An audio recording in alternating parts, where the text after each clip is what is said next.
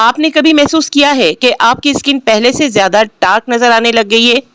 आप महंगी क्रीम्स भी यूज़ कर रहे हैं, फिर भी रंग वापस नहीं आ रहा।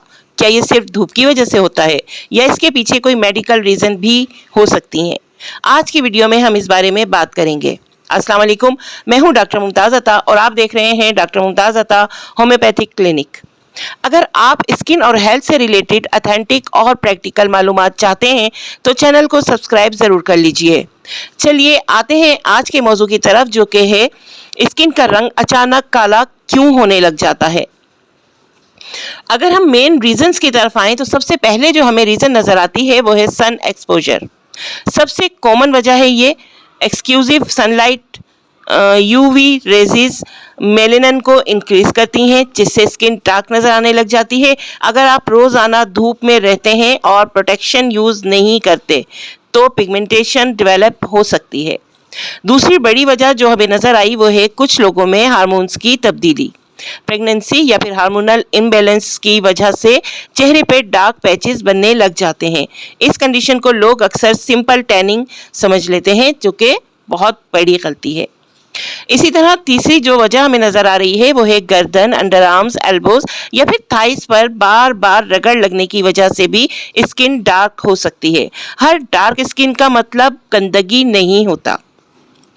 इसके अलावा जो हमें नज़र आती है चौथी रीज़न वो है गलत स्किन प्रोडक्ट्स का इस्तेमाल। हर वायरल क्रीम या वाइटनिंग प्रोडक्ट्स हर स्किन के लिए सेफ नहीं होती है। कभी कभी ये प्रोडक्ट्स स्किन को और ज़्यादा सेंसिटिव और डार्क बना देती हैं।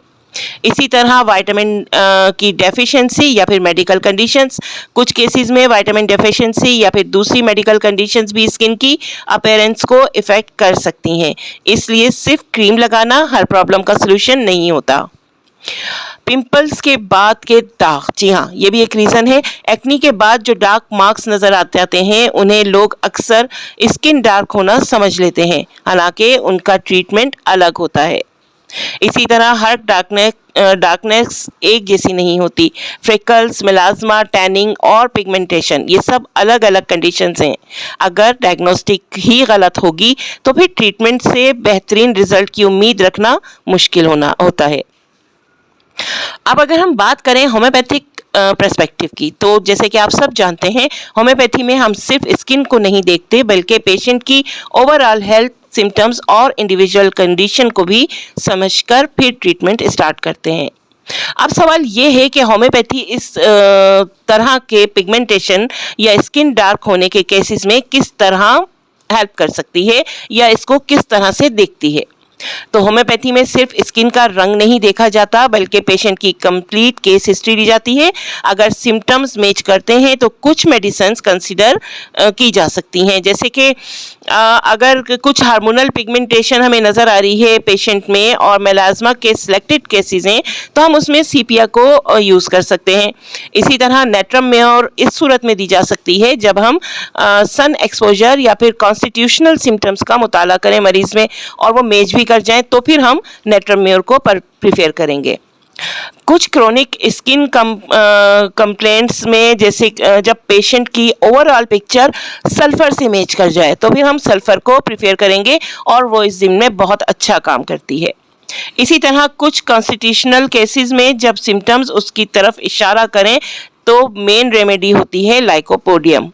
इसी तरह थूजा कुछ स्किन कंडीशन में सिलेक्टेड पेशेंट के लिए हम कंसिडर करते हैं और वो बहुत अच्छा इफेक्ट भी देती है।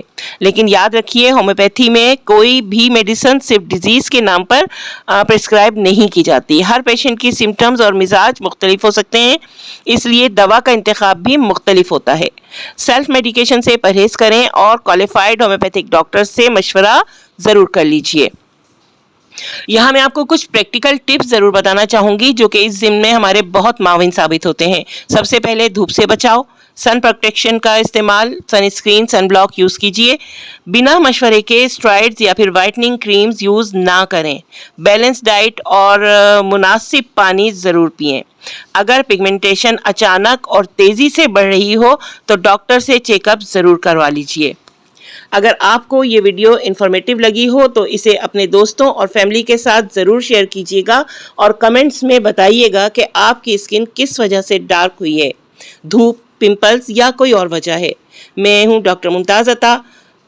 मिलते हैं कल के व्लॉग में, तब तक के लिए इजाज़त दीजिए। अल्लाह हाफिज़।